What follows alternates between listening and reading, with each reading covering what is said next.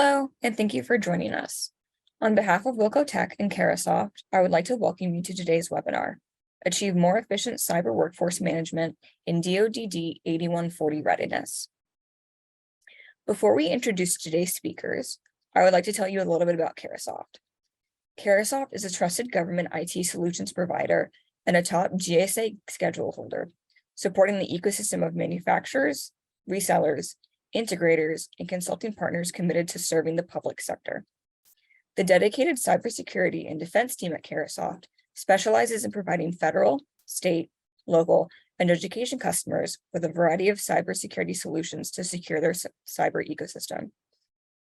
Our comprehensive cybersecurity portfolio of products and services can support your organization's needs in the below categories. Our contact information will be at the end of the presentation, so please don't hesitate to contact us for any of your needs. At this time, I'm going to introduce our speakers for today. First, we have Rich Edwards, VP of Product Operations with Wilco Tech, and Leslie Weinstein, Specialist Leader with Deloitte. And Rich, the floor is yours.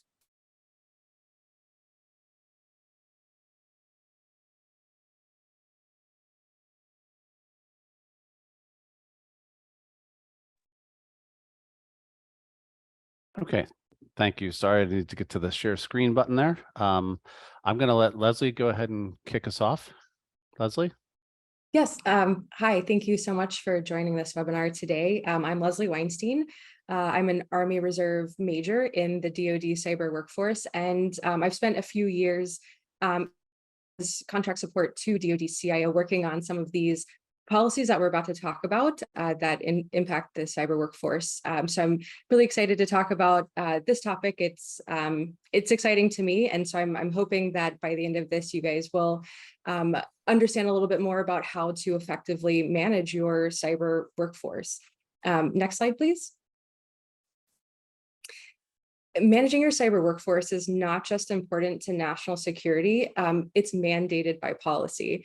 So these are some of the policies that govern how you should and must manage your cyber workforce, and then report those statistics and metrics to higher echelons within the government. So first of all, FISMA. Every year, federal agencies are required to report different aspects of the agency's IT program, and part of that program is the cyber workforce, and there's an entire section dedicated to the civilian workforce. And the other sections also have a place for federal agencies to acknowledge that they are lacking some of their requirements because of the cyber workforce. So every single agency within the federal government has to report this on an annual basis. These metrics are tracked and reported all the way up the chain. So it's very important that those metrics are accurate, because that is how these agencies are managing budgets and programs and setting goals. The DFARS, the Defense Federal Acquisition and Regulation Supplement, down at the bottom left of your screen, this is the acquisition regulation that requires contractors. Any contractor for DoD has to meet the same cyber workforce qualification requirements as the federal workforce. DoD is the only federal agency that has these really strict certification requirements. So this is another reason why managing your cyber workforce is very important. It's required for DoD workforce. And then DoD 8570 and DoD 8140, these are two policies that you've probably heard about, but may not understand what the difference or what the overlap is. 8570 was the first policy. It was part of the Workforce Improvement Program. In 2005, it's been around for a while. It's not fully been rescinded. 8140 was kind of meant to replace 8570, but it's coexisting at the moment.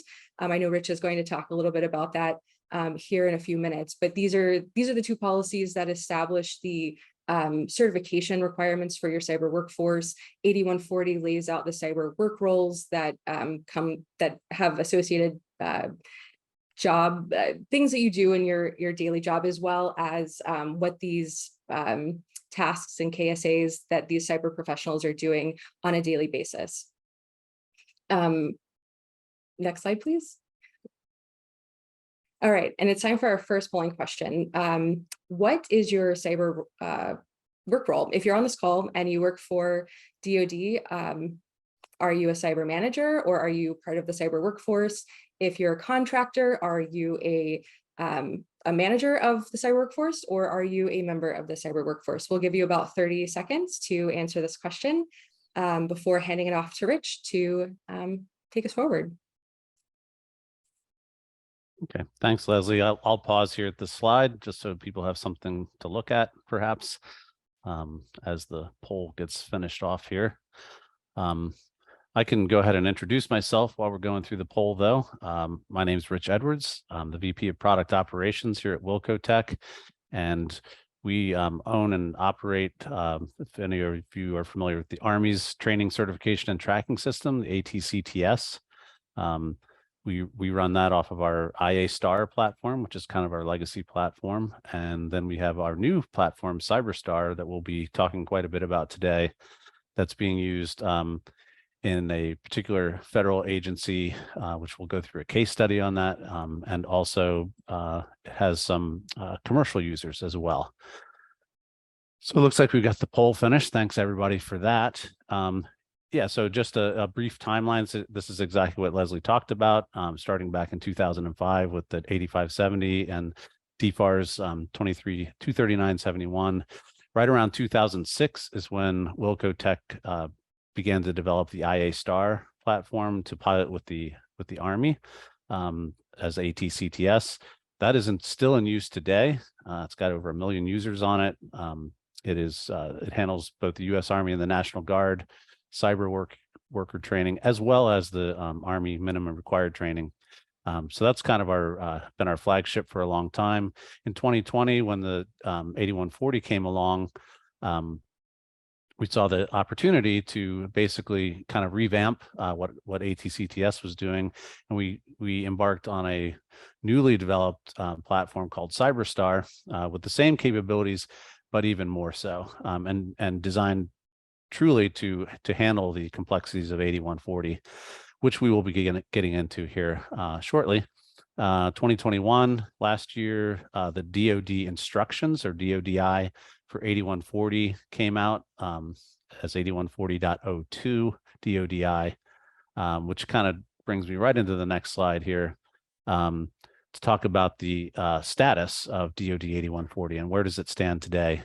I put here the quote from the DoD CIO's website just to try to decode it a little bit. It's a little bit curious, or maybe hard to understand, and I'll say maybe not totally up to date. So if you go to the website, this is the text you'll see, and they talk about 8140.01, basically reissued 8570.01, called it .01M, and included it in 8140. So it kind of gobbled up 8570 and said, until we get the manual for 8140, this 8570 manual still applies, basically. So that's the world we're living under today. Is it's still 8570 based compliance manual that we're working against. However, the instructions, which do include work role identification requirements and reporting requirements, have been released. That was about a year ago. So they have given us some notion of what it is you'll be required to report on, which of course we support today in CyberStar. I also wanted to throw out this acronym. You'll see this a lot too, DCWF, the DoD Cyberspace Workforce Framework. And by and large, unless you're a real regulations nerd like maybe Leslie or myself, you can kind of think of DCWF, 8140, and also NICE, which is the NIST standard that 8140 was built from. Those are all kind of synonymous. They all refer to the same framework, the same work roles, et cetera. So you'll see DCWF, you'll see 8140, you'll see NICE. It usually depends on the source of that information, who wants to call it what, but they're basically synonymous. And as I mentioned, the 8140.02 manual has yet to be released. We thought it would come out this year, and that's really the handbook. It's the nitty gritty on how to implement the DCWF, which is actually referenced in the instruction set. That nomenclature shows up in the DoDI version. So we're expecting 2023. Don't know when, haven't heard any updates recently, but it is coming. So I want to talk a little bit about this increasing complexity. So it has its pluses for sure. It's why they've introduced it. It also has its minuses from a tracking and reporting standpoint.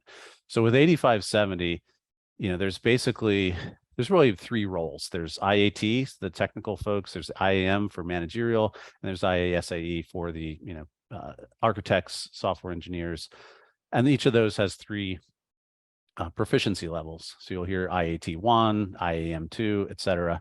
So that's about 9 roles. And then there are 5 specialties also defined that can be tacked on to those roles. So all in all, it's about 14 roles, but each one of them really just has a baseline requirement. And it's typically, here's a list of certifications, pick one, and you're considered qualified for that role. So it's kind of a one-to-one. Most people only have one role. Some have 2, some have a specialty, but it's not very common. Now, contrast that with 8140. In 8140, there are actually 51 basic roles. And these, as Leslie mentioned, these sound more like job titles. These are actual sort of work roles of the type of job you're actually providing or supplying, resource for. So things like system administrator, database administrator, software developer, cyber defense forensics analyst, program manager. So it really gets down to the types of jobs people are actually doing in the cyber space. But there's 51 of those, and there's 3 proficiency levels per. So now you're up to 153 different roles. And those roles are likely to apply to more folks than the 8570 roles do, because it's a broader set. They're trying to widen the scope of what's considered a cyber worker, which is good. But it means probably more of your staff will have to be covered with an 8140 work role. And the way these roles are defined, again, it's better, but it's more complicated. So they talk about the tasks that the role entails, which is great because you've essentially got a job description, for that role. And then it breaks it down into KSAs, knowledge, skills, and abilities.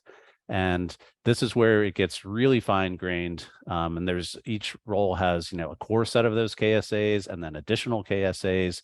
And roles typically have, dozens of KSAs. Some have upwards of 100. So there are a lot of fine-grained knowledge, skills, and abilities defined for each of these roles. And because of the proficiency levels, those differ between proficiency levels, which is why, we really consider them 153 different roles. Also, in order to, determine if your personnel are qualified or meeting those KSAs, that's another whole sort of mapping project. So in 8140, the intent is there will certainly be certifications, yes, but there will also be on-the-job training, CPEs. There will be degrees that you might hold. And so the requirements or the ways to meet those KSAs will be a broader set of credentials, basically.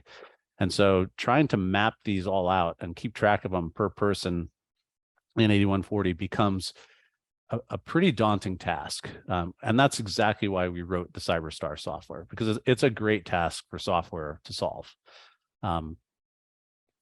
So I will keep moving us along here. Now we've given you a lot of acronyms, a lot of numbers, a lot of information. So here's a handful of resources that you can use to further educate yourself. The top one is the DCWF website managed by the DoD.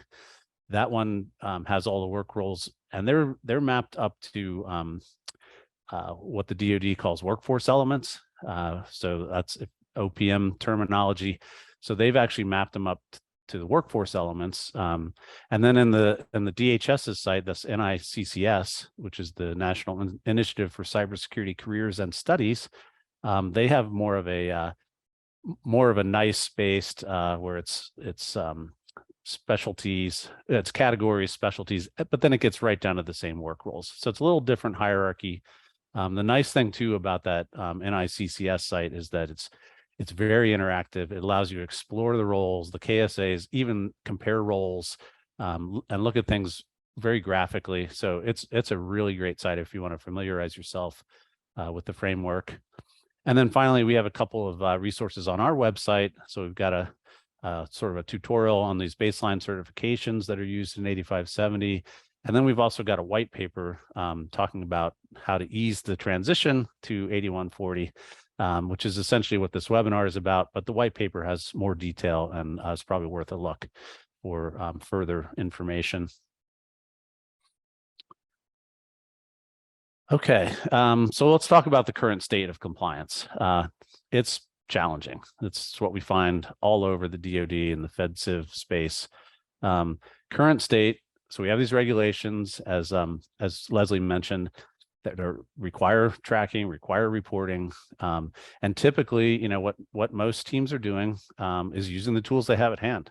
So they're using email, they're using spreadsheets, they're using SharePoint, maybe an Access database if they're lucky, but it's very time consuming, and it's hard to keep things timely and accurate.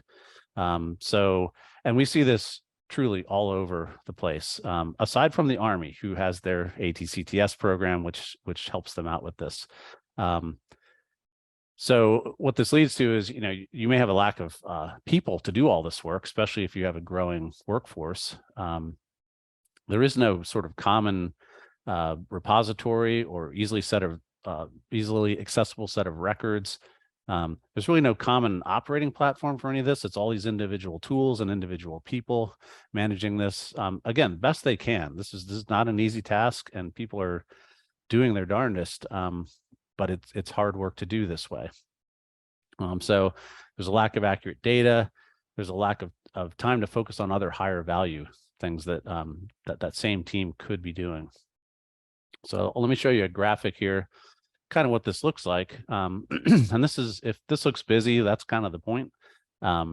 So, you know, here's all our tools, off-the-shelf tools. So we've got, you know, your cyber workers who have to maintain their compliance, the training managers or compliance managers who have to help them do that and report on it. You have security managers or cyber operations folks who are trying to manage a team and manage their cyber operations with these workers. Security officers, you know, who are making sure security clearances are in place, et cetera, for all the kinds of access, say privileged access, that some of these workers may need. So you have all these players, and then there's all these systems out there that either have information that will help tackle this problem or need the information that's the output of this. So, you know, learning management systems, for example, FedVTE, Skillport, JKO, there's a bunch of them out there where people are taking training and need to provide that back to the training managers.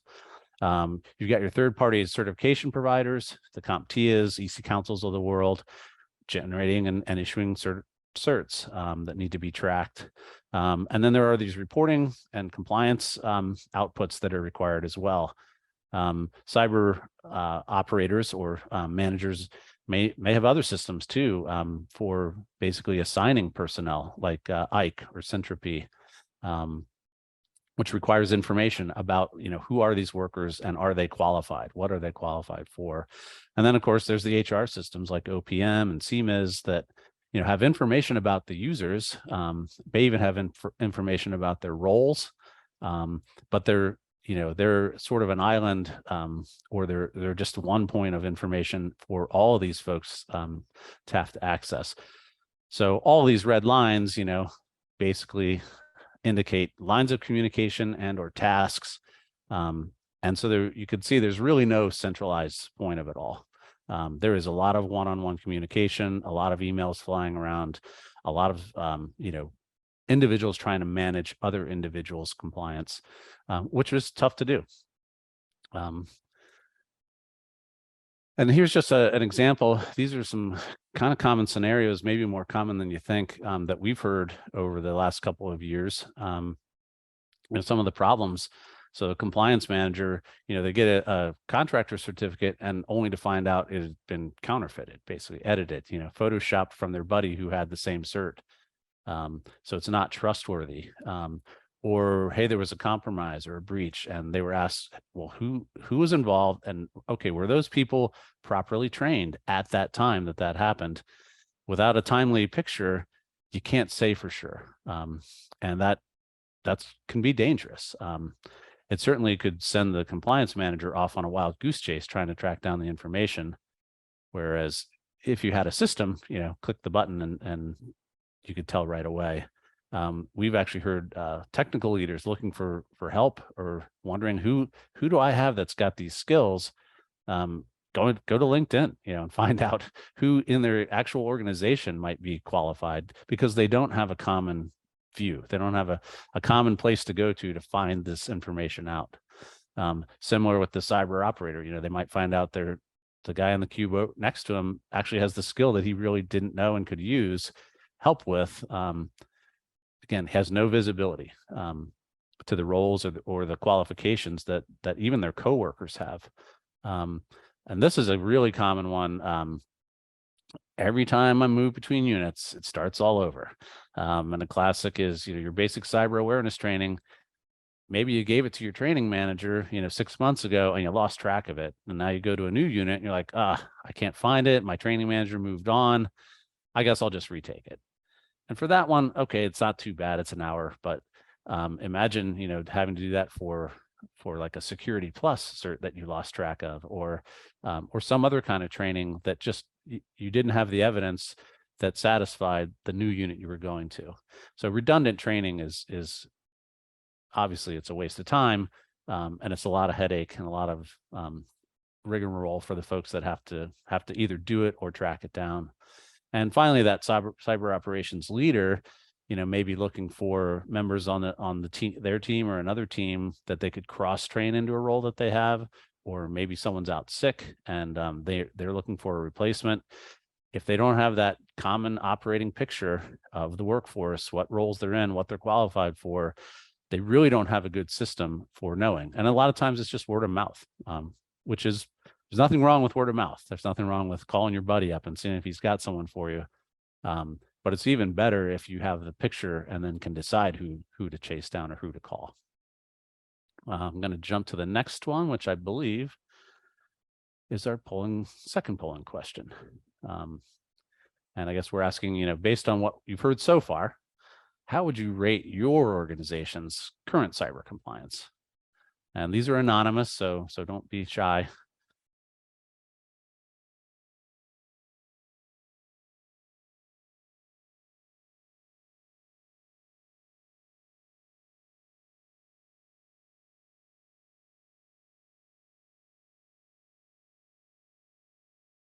All right, while you're all filling out the poll, I'll just jump to this next slide here, which we're going to go into the case study of a federal security agency that's currently using CyberStar to solve these problems that we've been discussing, particularly in the 8570 realm.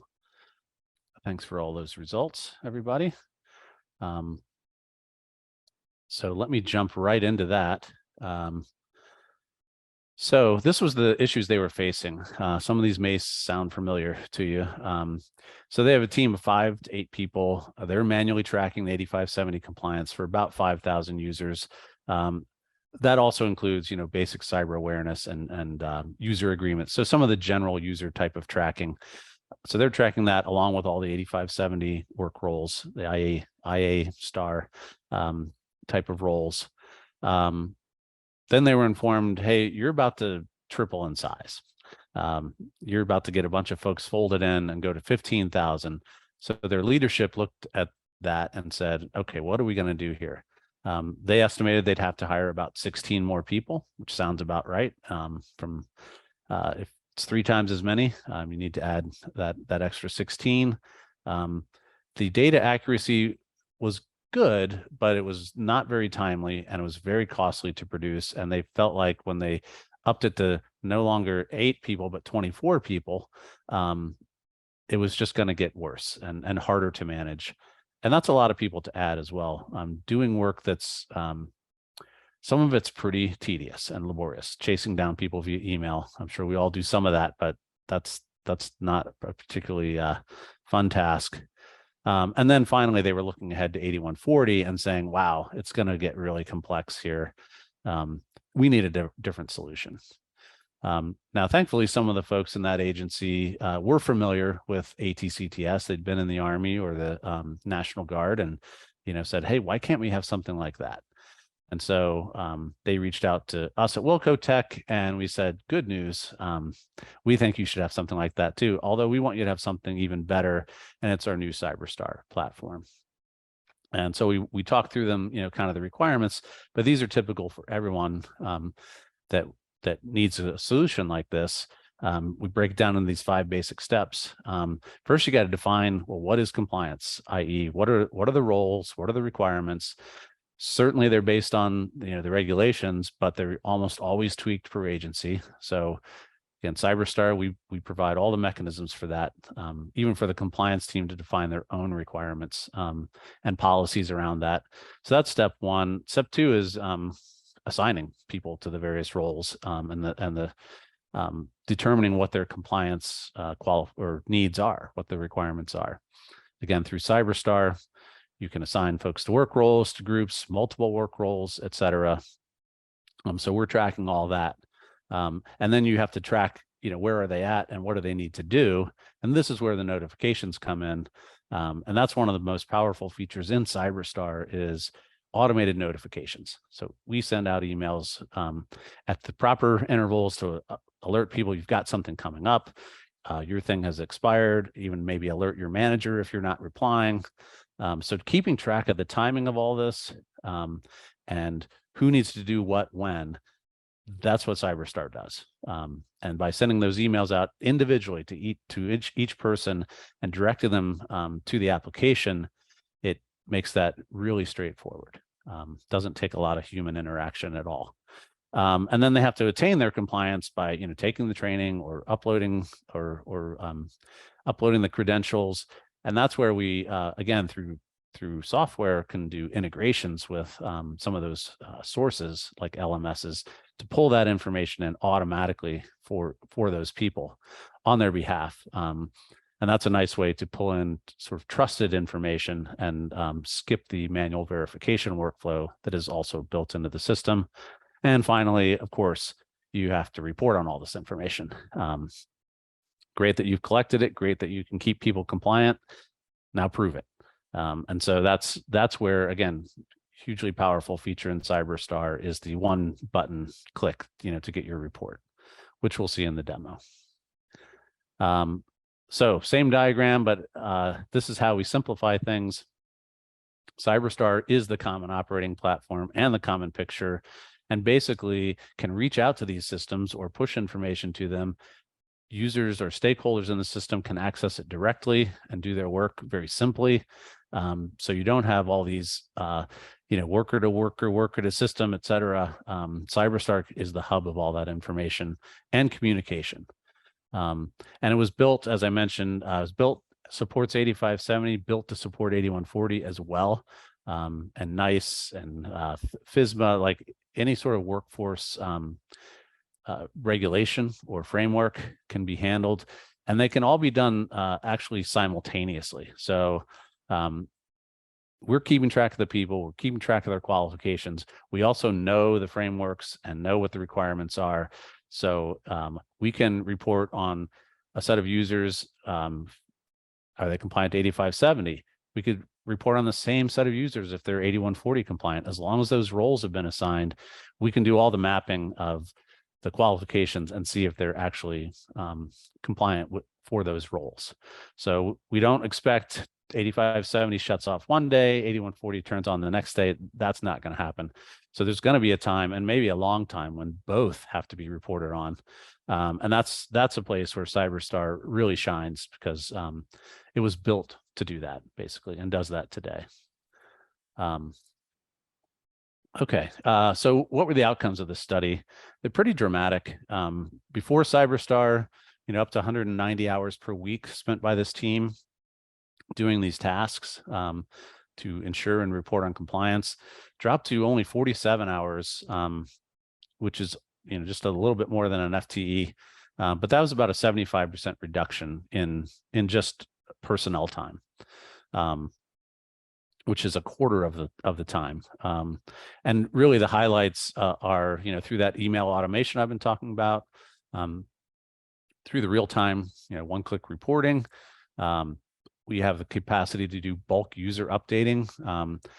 You can go in and update one by the interface, but you can also, if you've got 100 users to deactivate, we have a mechanism where you can do that in one fell swoop. So that saves a lot of time as well. And then, of course, integrations to their LMS. They use something called STEP, where all their most of their cyber awareness training comes from. So we pull that information in, I think it's once a week today, could be once a day, could be once an hour. We don't really care how often, but we pull that information in, assign those trainings to those users automatically. So there is no even upload. There is no tracking it. It's tracked in CyberStar. As an example, some of these tasks were 100% automated, like the bulk notifications, as I mentioned. CyberStar handles that for you. Or down here at the bottom, grant waivers. Sometimes people can't get the training in time and they're issued a waiver. That's just reality. That's what needs to happen. That can all be done through CyberStar as well. And so they can be issued the waiver, given the deadline in CyberStar, and we'll keep track of it and remind them, when it's coming up, and make that information also available, to their supervisors and leaders. So kind of summarizing all that, basically the outcome was they didn't need to hire anybody else for this increased workforce compliance management. Their data is wildly more accurate and available in real time. And basically it's allowed some of that original team to focus on some other activities, such as upskilling or recruitment or cross-training, et cetera. And then just the raw numbers, with 5,000 users, they were at 5 to 8. They went to roughly 1 FTE. And then as it scales up, they believe they can handle the 15,000 with about 3 full-time equivalent personnel. And so it's a significant savings as well. They estimated about $1 million in personnel costs have been saved, which means the software, basically pays for itself. So with that, I'm going to give you a demo of the actual software. I've been talking about it a lot, but we're going to get right into it, and I'm going to show you how it does some of these tasks and, kind of what it looks like. Hey, Rich, before you get started, there's a question. They wanted to confirm that CyberStar can send out notifications to employees when something is due. Is that correct? Absolutely. Yes. It sends to the specific person that has something due. And it can also, and it's configurable. We can send it, 30 days out, then send a reminder 2 weeks out, then another reminder 3 days out. And all that's configurable how you want to notify your personnel. And you can also configure what we call the escalation, which is, hey, if they don't answer or they don't do the work by 1 day out, go ahead and email their supervisor, let them know. So it's designed to hopefully keep the people compliant on their own, to just by keep nudging them, nudge them. And that's all done automatically. So nobody else is having to really track that or nudge them along is the idea. So let me hit real quick, just a highlight of some of these features I've already described, but trusted source of truth of all this information, done via our trust but verify workflow, which as I mentioned, through integrations is the best because that's automatic. If it's a trusted source, it's verified. But there's always a manual capability as well. So anything a user uploads on their own does have to be verified by somebody that, again, you deem who it is. It's their supervisor or compliance manager or whoever. It can be configured in the system, and they will have to do that verification step. Also, I mentioned, part of it is the idea is self-serve, like enable and empower the individual to manage their own compliance, give them the information they need, give them the reminders they need, and make it easy for them. So we do enterprise authentication, wherein they're using their existing CACs or PIVs. In the Army, they use the EAMS-A with CACs. So they get to log in kind of on day one. You know, they have a login. They can log in. We know who they are. And then we give them a simple to-do list and a compliance graphic, which you're about to see, to try to, you know, enable them, empower them to be responsible and accountable for the work that they're the only one that can actually do in the end. And of course, automated notifications, we hit that pretty good. So through automation and integration, it's really reducing the effort and increasing the accuracy pretty dramatically. Okay, so without further ado, here is the CyberStar interface. So this is a web application. It's a software as a service SaaS product, runs in Azure Gov, and is accessible from the internet, again, with the proper credentials, NIPRNet, et cetera. So it's designed to be used by your personnel. Certainly your compliance team will be getting in here a lot, but individual users are all encouraged to access it. And here's an example. When you logged into CyberStar, this is what you want to see. You want to see a big green bar, meaning you're compliant. You want to see nothing in your to-do list, nothing that needs to be verified by anybody else. And in this case, this is my user or persona. I'm just a regular user. I'm in the personnel group and I'm compliant. Great. I'm good to go. That is what you want to see. Now, as I happen to be a manager as well, I can take a look quickly at my personnel, the folks that I manage, and see, you know, quickly at a glance who's compliant, who's not. I can see, you know, when they last activated or got into the system, so they can't fool me if they said, "Oh, I was just in there and I didn't see anything." Well, I could see when you were in there. So that can be helpful to see who's using it and who's not. But what I want to show you is an example of a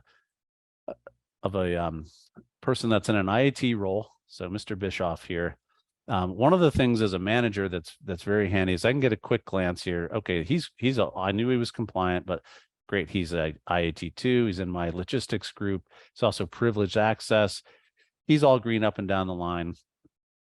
But the reason I want to show you Chris, and here's what's powerful as a manager, is I can basically masquerade as Chris. So when I said view his profile, you see at the top here, I'm viewing Chris's profile. I'm still me. I'm still logged in as me. The system knows who I am.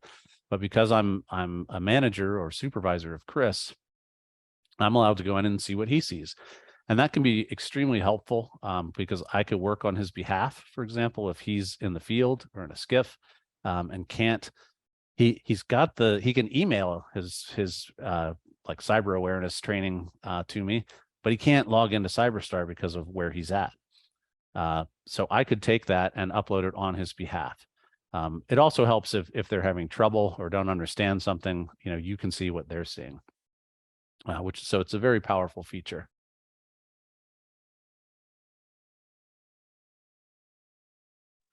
And so in this case, Chris is compliant, right? He's got the big green bar, awesome.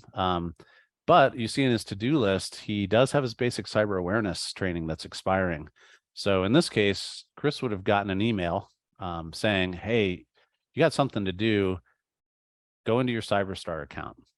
So he comes in here and he says, "Oh, I see. Yep, that's right. I got my basic cyber awareness training, but I don't know. I forget what I have to do for that."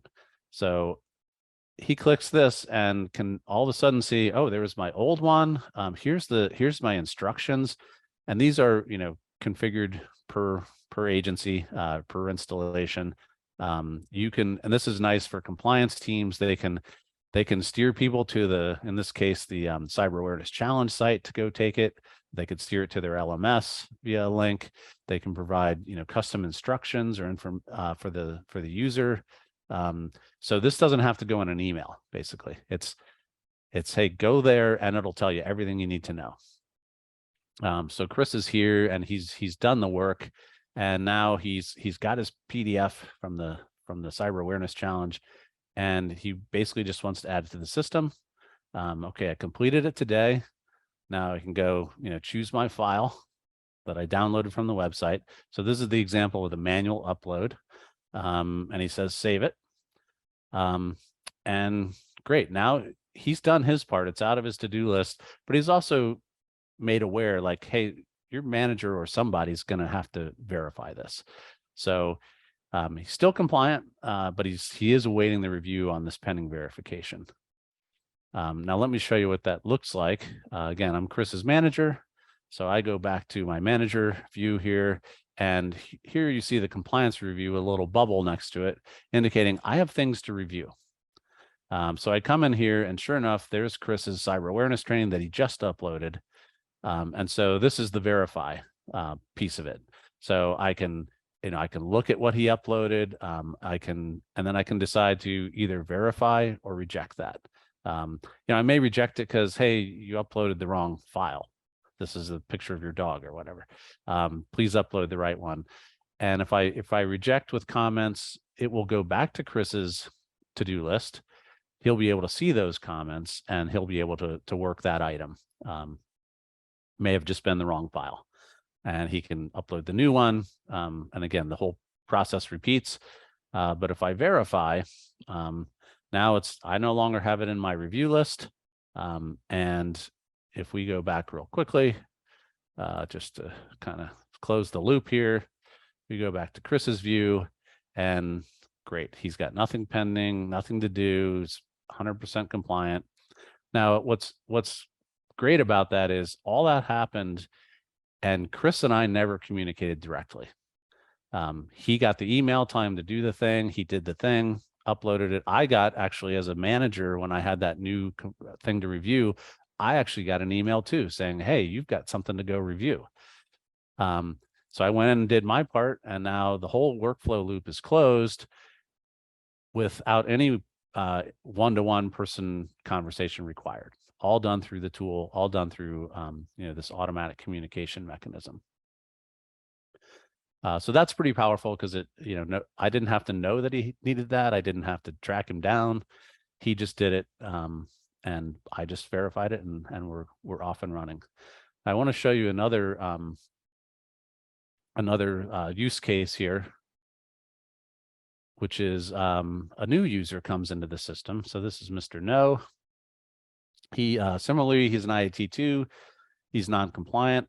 I don't expect him to be because I know I just added him to my team.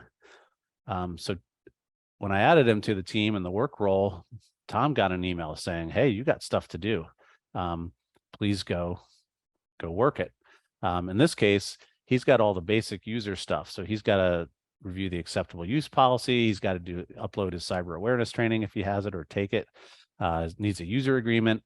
And here's an example of those baseline certs where, since he's an IAT2, he has to do one of these, 7? One of these 7 in order to be compliant. And Tom may say, oh, I already have Security Plus.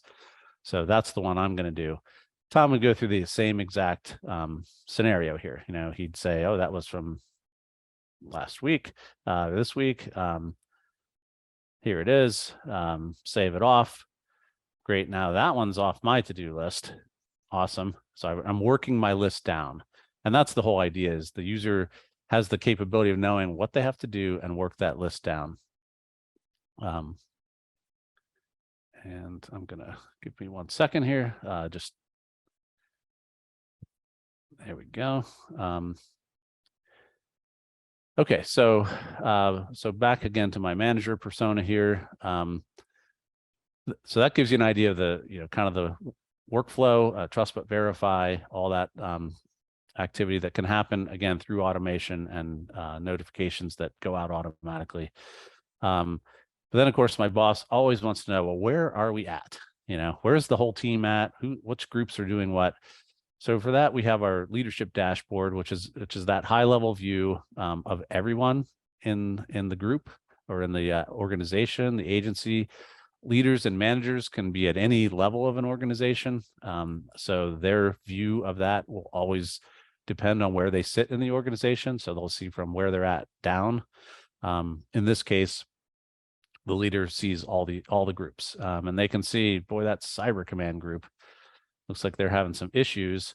So real quickly, I could say, well, who are the managers of that group? Because I may want to go harass them.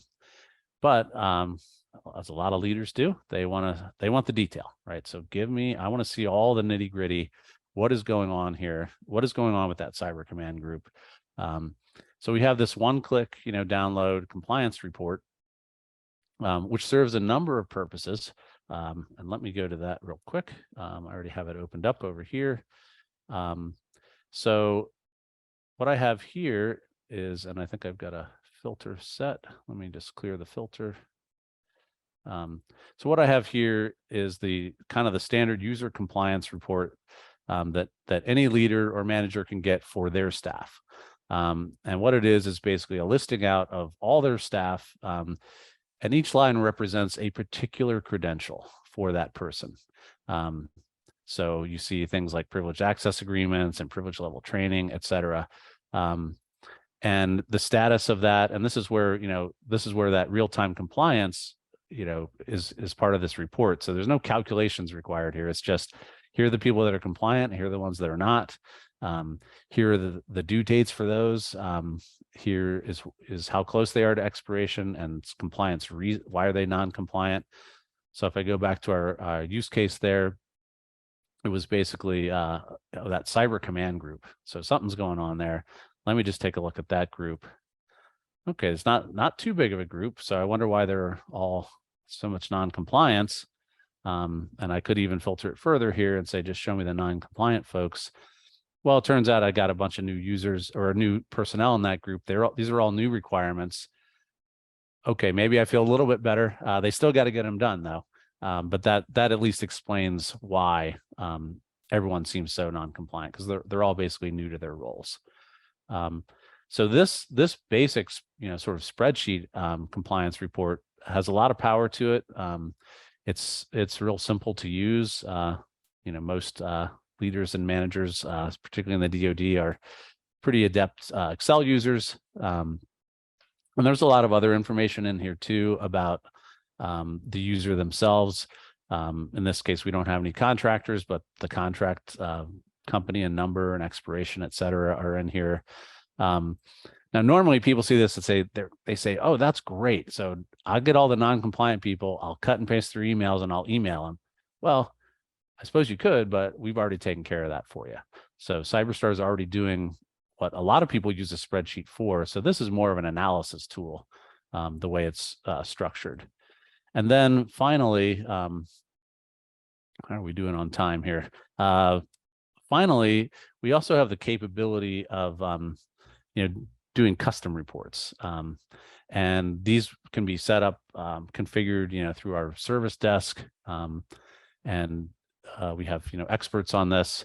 And here's some examples of the reports that we've generated for that security agency to give you a flavor of what's possible. So all the data we're collecting can be reported in just about any way you can imagine. They were interested in kind of this high level view, broken down, through contractors, civilian and military, just general users, 8570 users and their requirements, privileged access users and their requirements. And they were just looking for that high level number, which is obviously easily graphed. So they're in pretty good shape. They do have some non-compliance, but this doesn't look too bad. So nice snapshot.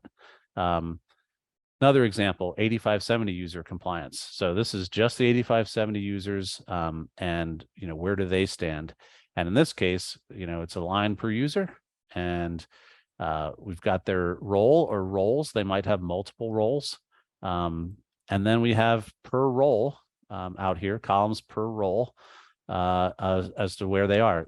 Some don't apply if they're not in that role, obviously, but for each role, are they compliant or not?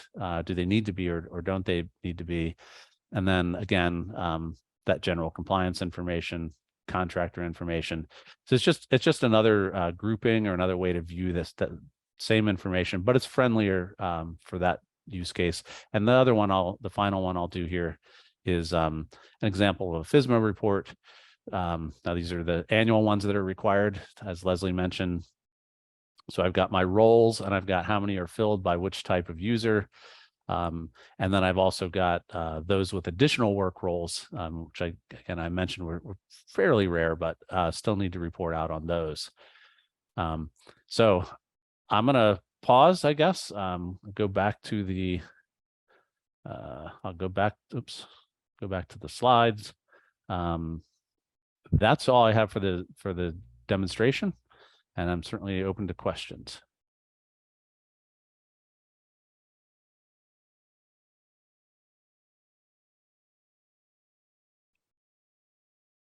All right. I believe we have a final polling question here. So based on what you've seen, do you feel like a compliance tracking system such as CyberStar would help your organization?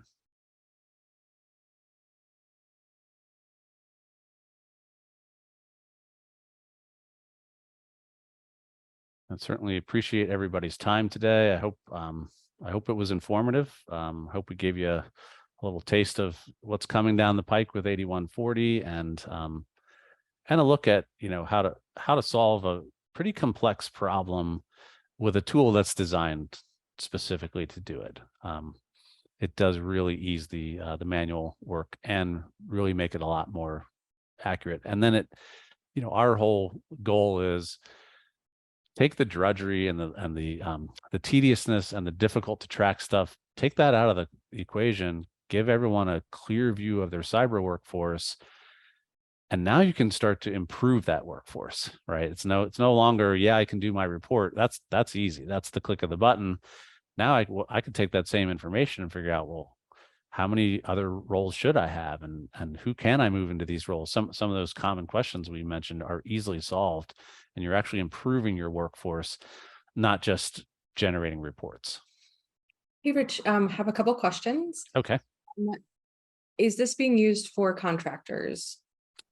Yes, it can be used for contractors and also by contractors. So we have contractors in the system, you know, for the security agency. The Army does the same thing. We also have some defense contracting companies themselves using it internally to track their own personnel, so that they can make sure they're, you know, compliant with their contracts, which are basically based on these same standards. And can your customers add in their own trainings and requirements to track in addition to what's already in there? Absolutely, yes. And so we didn't have time to get into the administrative interface of the application today, but it's absolutely designed for that. So we have the concept of an administrator of the system that can be, you know, handful of folks typically, and they can add their own trainings, add their own work roles, add anything in this realm, training, work roles, documents, you name it. If the user needs to do it and it needs to be tracked and tied to something like group or a work role or what have you, that can all be configured. And the way CyberStar is designed is it's a multi-tenant application. So every agency gets its own tenant, basically. So you'll start with a stock configuration, but then you'll probably quickly want to adapt, add, change, add your own instructions, etc. That's a good question. I wish I had time to go into that because it's pretty neat.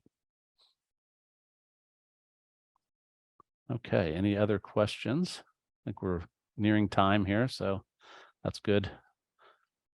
That we're still under time is good. All right, well, I think if there are no longer any other questions, I will go ahead and close us out real quick.